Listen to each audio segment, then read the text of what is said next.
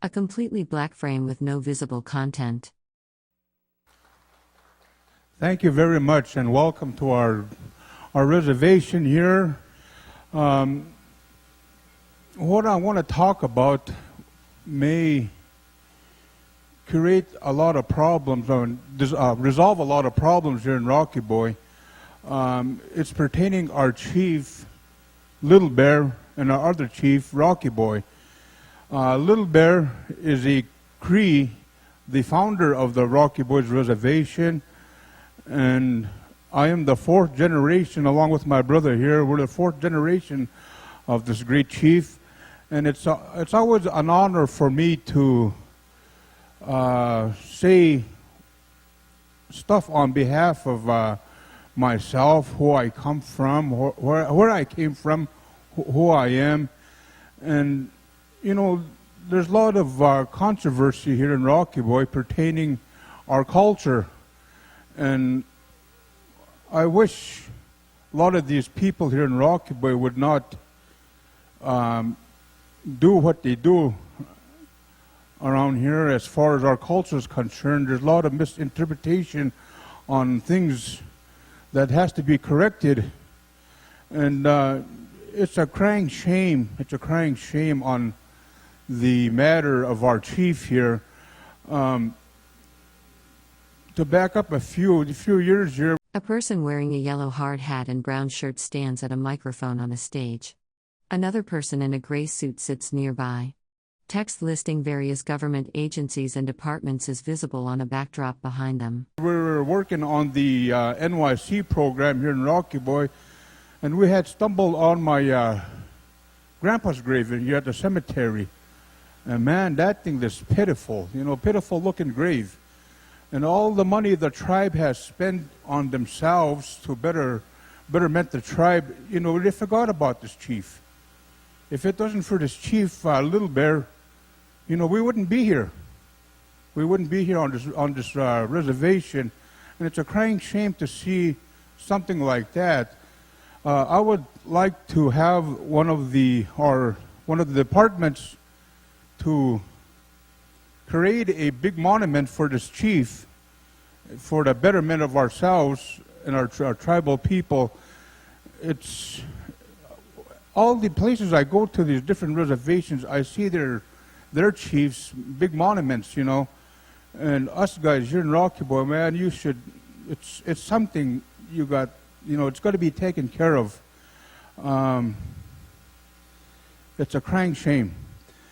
But anyway, I'm sure glad to be up here talking to you people on behalf of my great-great-grandfather.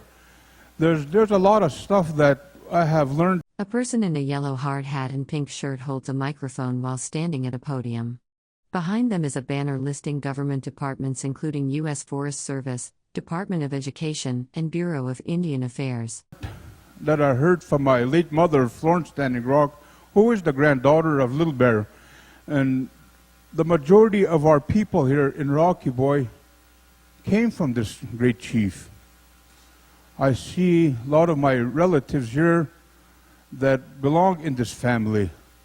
And I'm very happy to be here as a member of the Cree and the Chippewa Cree tribe. I don't know too much history about the Chief Little Bear's side. This is why I had my brother come up here with me to explain to people. A person in a yellow hard hat and purple shirt stands at a microphone on a stage. Another person in a brown jacket sits nearby. Text on a backdrop lists various government departments and agencies. On how and where we came from and when we got here. He's more like a historian in our family. He knows a lot. Although he's a crazy man, but he knows more than other people know. And how he talks, we tend to get mad at him because he says things out of the way where he gets people mad. But you listen to what he has to say is something you got to really consider what he's saying, It's the truth. That's what people don't like here in Rocky Boy is the truth coming from somebody that knows what they're talking about.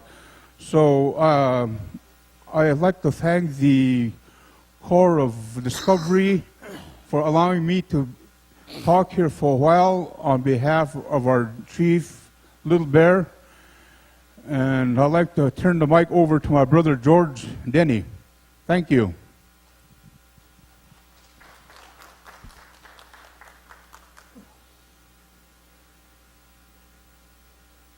Welcome to my good speech that I'm going to say. Hooray. Well, first of all, I'm a true blood descendant of Little Bear. It's my great-great-grandfather. Little Bear didn't know how to read. He couldn't speak English. He knew a lot of good things to benefit his tribe. They say he come from Canada. I don't know about that. But most of the people, they come from different directions. But Little Bear, he used his spiritual power to get this reservation. He had interpreters because he didn't know how to read, couldn't speak English.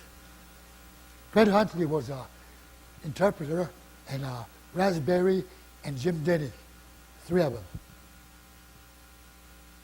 And today, a lot of people, they don't know how this reservation was established. Okay, like I said, he uses spiritual power. He used to live right below Bicentennial, Little Bear, and used to go up there and go fast and pray for people.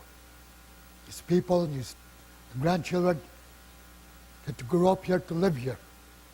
And all these big mountains, Bolly Butte, Haystack, they all have spirits there, according to Jim Denny's stories. But today, I'm going to say this true name about this reservations, Bear Paws, Cree, Wagayushchi. That's what it's called. Two people stand on a stage. The person on the left wears a purple shirt and yellow cap. The person on the right wears a tan blazer, white shirt, dark tie, and sunglasses. Behind them is a display listing various government agencies and departments. Cree. And most of you, I don't think you know where that Bear Paw is, that hill, that mountain. On the way coming from Havre, those transmitters, those radio stations, transmitters, and that little hill there, and that's a Bear Paw. Maybe that's the first time you people going to know about it. Maybe you people not going to believe me. But Little Bear, he done a good job. He want these people to live here, grandchildren to grow up. Today, where's all the councilmen? And them's the ones that's supposed to be talking here because they get about $85,000 a year, $100,000 a year of those council guys. Where are they? You guys vote for those guys. We got ex-convict there as a chairman. Why is it that we have those kind of people? Little Bear wasn't no ex-convict. He'd done a lot of good things here to establish, to get this reservation. He prayed, he used his peace pipe, he prayed according to Jim Denny's story. He took care of his pipe for him. He took him around from Great Falls, Butte, Helena, and different little cities here. That's what Jim Denny did, help his father-in-law. Now, today, we got to get together to not hate each other, to help one another, just like this camp here. I like it, I enjoy it, I appreciate it, because I'm blind, you know. People that come to me, shake hands with me, they introduce themselves, those people to me, shook hands with me. I like that, I enjoy that. Where I live, and nobody comes around. Maybe they think I got a bad medicine. No, I don't believe in those things. But people, they've been buying them kind. They go to Canada to go buy bad medicine, to witchcraft and different ones here and there. The people that they don't like. So I want people to not do that. A Little Bear didn't do that. He just prayed for his people to grow up here, to live here. And this is a good place, clean place. Creeks are clean. But today, everything's good. This camp is really wonderful. I like it myself.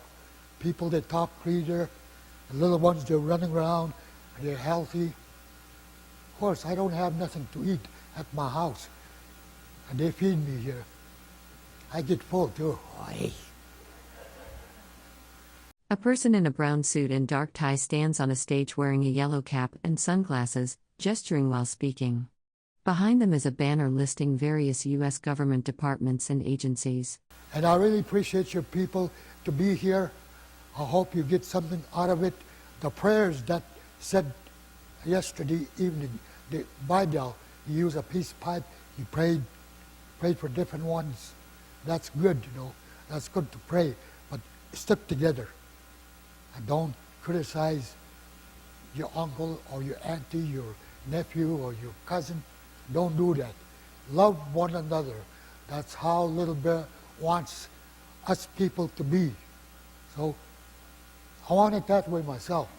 Every place I go, I try to talk to people nice, kind of joke around with them, try to make people laugh. It's good that way too, you know. God gave that way, people to laugh. Long time ago, years ago, people didn't laugh. So God, He gave that to people, to laugh, to feel good, you know. When people's healthy, they laugh, they have something to eat, good. I appreciate that buffalo too, boy. Buffalo, dry meat hanging all over. Buffalo, he volunteered to take care of people years ago. He provided everything. Blankets, food, everything. Just name it. Buffalo's got that. I appreciate that. The people, they had that buffalo here. That's good. That's a genuine Indian food, that buffalo meat. But me, I'm scared to eat it, you know. I might turn into a buffalo calf. Well, anyway, God bless you all. I appreciate your attention. I thank you for listening to me. God bless you all. Thank you. Thank you very much, George. Ay, nakumagan tig agay nando si Dave nano mo tege guys to na mo. Ay, samste ka kyogi we etimai pe go mo teg taskino. Kia no etu taswa tan se tuen ketsna. Magagagi mamo etia tege se amamu nyage did for the betterment. Ke se pitago ako we sui kana go wichi ko ako. Nana toch sam stegi we tepin bege emata. Ego gagi mia sen kois koi mamoit ya kapita ko we sui kana go wichi ko. Mo go wichi to se go wichi ko as a tribe. I'd like to have you people consider that in thought. And where we're at now in this day and age, two people sit on a small outdoor stage. One person stands holding a microphone, wearing a yellow hard hat and purple shirt. The other person sits holding a microphone, wearing sunglasses and a tan blazer. A banner behind them lists various government departments. I went to win a few years down the road. I'm going to Mamoy tia ko pues tutama ko to get somebody that in there is going to talk for us. Put when we got one hitana no mutaskino. Maga ganando get them goose ya hons gets to now walk mota. I'd like to thank all of you for coming over and listening to George and I talk. We don't really have much to say on behalf of Little Bear, but it's what I was told through my great-grandmother, Maggie Denny, and my mother, Florence Standing Rock. I just know bits and parts of their stories on how we got here. And I was just telling my people here that we got to stick together for the betterment of our tribe. We cannot fight amongst each other. And this is all I have to say for now. I don't got much. I'm not a historian, and I can't be telling you guys anything. So thank you very much.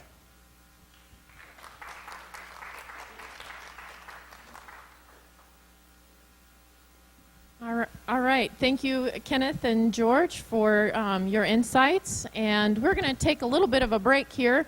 Our next program is going to be at, well, it would be 3 o'clock, and that's going to be Louise Stump talking about the significance. A person stands at a microphone on a stage with horizontal brass rods or bars visible behind them. The background is dark, and minimal stage lighting illuminates the scene.